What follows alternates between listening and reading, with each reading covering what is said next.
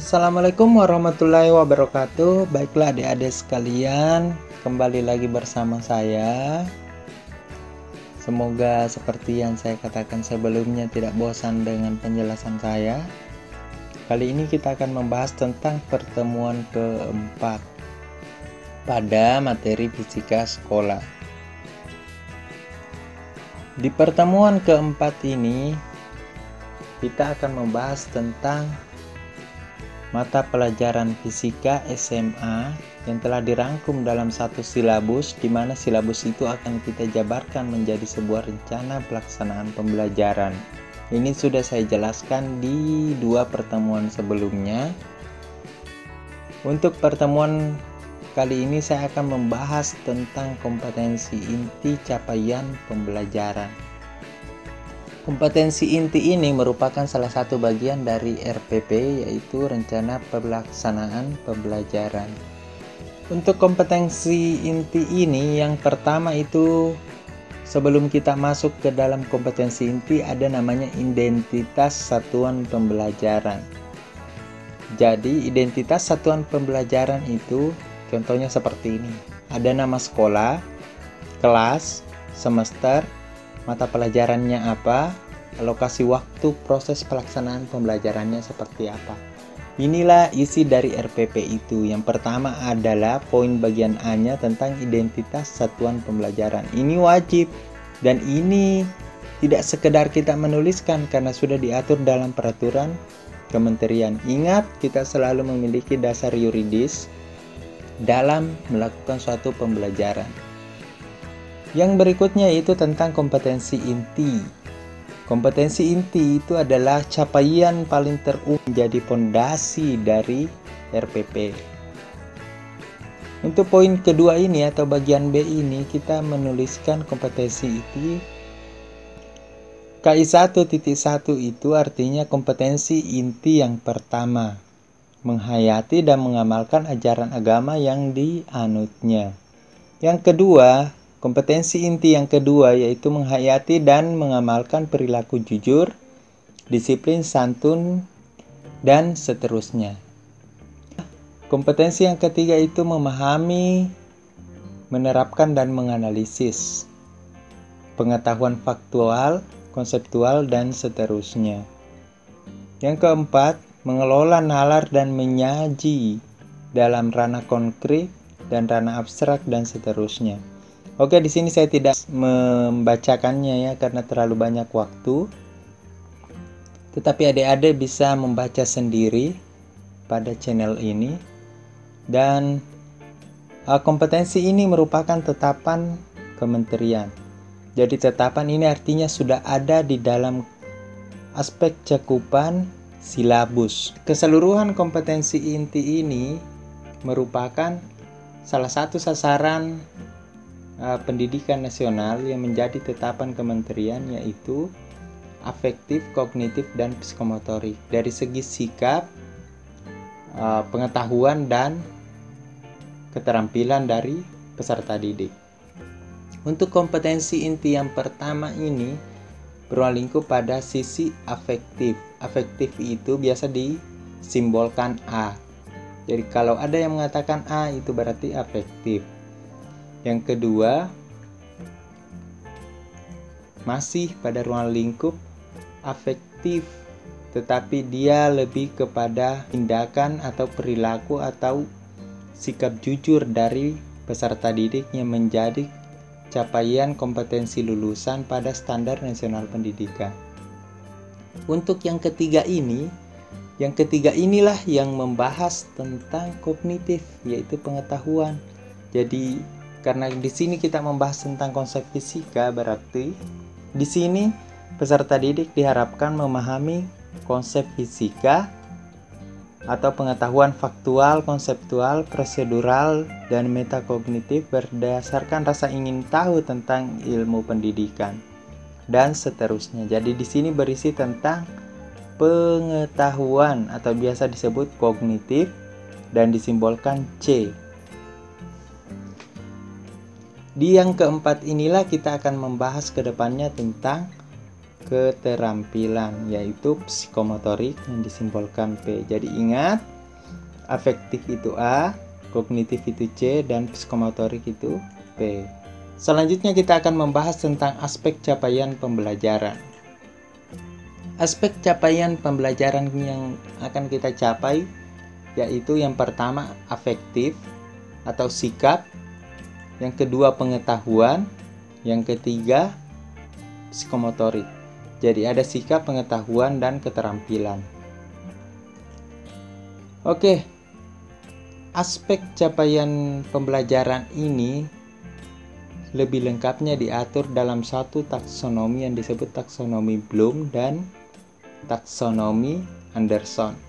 Taksonomi Anderson ini merupakan revisi daripada taksonomi Bloom yang dilakukan. Jadi taksonomi itu merupakan kata kerja operasional dari segi afektif, kognitif, dan psikomotorik sendiri. Apa sih itu contoh sikap? Nah, sikap itu beruang lingkup menurut taksonomi Bloom itu ada 5, yaitu menerima, merespon, menghargai, mengorganisasikan, dan karakterisasi. Jadi sikap peserta didik itu kita nilai dari sikap menerima yang disebut A1, sikap pertama. Yang kedua, peserta didik dapat merespon. Yang ketiga, apa yang kita sampaikan dapat dihargai peserta didik. Yang keempat, dapat dikelompokkan atau dapat diorganisasikan atau dapat disesuaikan. Yang kelima itu karakterisasi, artinya diterapkan pada lingkungan.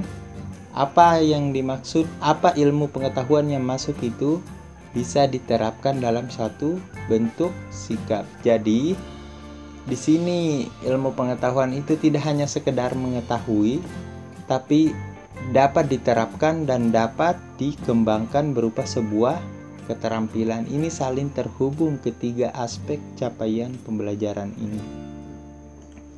Selanjutnya itu aspek kognitif, yaitu pengetahuan yang biasa disimbolkan sebagai C.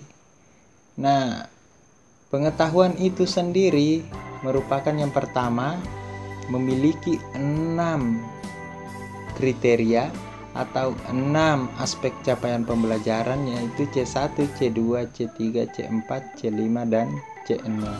Kalau afektif tadi dia memiliki 5, yaitu A1, A2, A3, A4, A5. Afektif itu disimbolkan A, kognitif itu disimbolkan C. Aspek kognitif yang pertama yaitu mengingat. Jadi peserta didik itu setelah diberikan materi ini tentang pengetahuan, berarti tentang materi pembelajaran. Setelah diberikan materi pembelajaran, maka peserta didik yang paling dasar adalah harus mengingat. Dapat mengingat konsep itu. Yang kedua, dari konsep yang kita berikan, peserta didik dapat memahami. Dan yang ketiga, dapat mengaplikasikan. Yang keempat, dapat menganalisis. Dan selanjutnya mengevaluasi serta mencipta. Jadi peserta didik kedepannya dapat mencipta sesuai dengan standar kompetensi. Jadi pada standar kompetensi pembelajaran itu kan kadang mengatakan peserta didik dapat menganalisis besaran vektor. Berarti di situ kompetensi dasarnya mencakup tentang menganalisis. Berarti capaian pembelajaran dari segi kognitifnya kita hanya mencapai dari C4, C5 tidak perlu, C6 pun tidak perlu. Tetapi kalau mau dikembangkan bisa, tetapi tidak bisa kurang dari C4, atau anggaplah kita menerapkan pembelajaran hanya sampai tahap C3, yaitu mengaplikasikan. Itu tidak bisa, artinya tidak tercapai pembelajaran. Karena capaian pembelajaran kita, anggaplah menganalisis, berarti kita harus sampai ke tahap C4. Boleh lewat sampai C5, C6, tapi tidak boleh kurang. Nah, kalau dia misalnya mengatakan menerapkan, berarti itu aspek C3.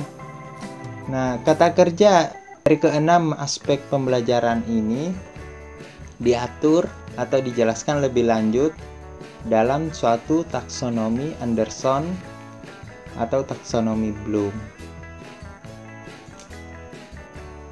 Taksonomi atau kata kerja operasional dari Bloom dan Anderson ini bisa di-download pada link. Silakan diketik saja tentang KKO taksonomi Bloom atau kata kerja operasional taksonomi Bloom maupun Anderson. Nah, aspek berikutnya yaitu tentang psikomotorik atau keterampilan. Keterampilan ini memiliki 5 dasar yang paling penting. Yang pertama itu peserta didik dapat meniru. Keterampilannya ini kan, peserta didik yang paling dasar itu kan dapat meniru. Yang kedua dapat memanipulasi. Yang ketiga dapat presisi. Yang keempat dapat mengartikulasi. Dan yang kelima itu dapat menaturalisasi. Jadi ingat, ketiga aspek ini merupakan capaian pembelajaran. Oke, contoh kata kerja operasional menurut revisi taksonomi Bloom. Jadi ini taksonomi Bloom direvisi oleh Anderson. Nah, di sini untuk aspek pengetahuan. Untuk aspek C1, C2, C3, C4 tadi sampai C6. Ini kan pengetahuan, memahami, mengaplikasikan, menganalisis, sintesis, dan evaluasi. Nah, mengingat atau C1, mengingat itu atau C1 memiliki banyak kata kerja. Jadi kata kuncinya ini nanti dibutuhkan dalam pembuatan indikator. Maksud saya dalam pengembangan indikator dari kompetensi dasar yang akan saya jelaskan di pertemuan selanjutnya. Nah, untuk C2 itu tentang memahami. Dia memiliki banyak kata kerja menurut Anderson. Begitu dan seterusnya, begitupun di ranah afektif dan ranah psikomotorik. Setiap P1, P2, P3, P4, P5 ataupun A1, A2, A3, A4, A5 memiliki kata kerja operasional dan ini bisa kita gunakan. Nah, untuk penerapannya nanti saya akan jelaskan di pembelajaran berikutnya. Oke, saya pikir ini tentang aspek capaian pembelajaran pada pertemuan kali ini. Jika ada yang tidak dipahami bisa ditanyakan, insya Allah saya akan menjawab. Dan jangan lupa subscribe pada channel saya. Mungkin cukup sekian. Terima kasih sebelumnya. Assalamualaikum warahmatullahi wabarakatuh.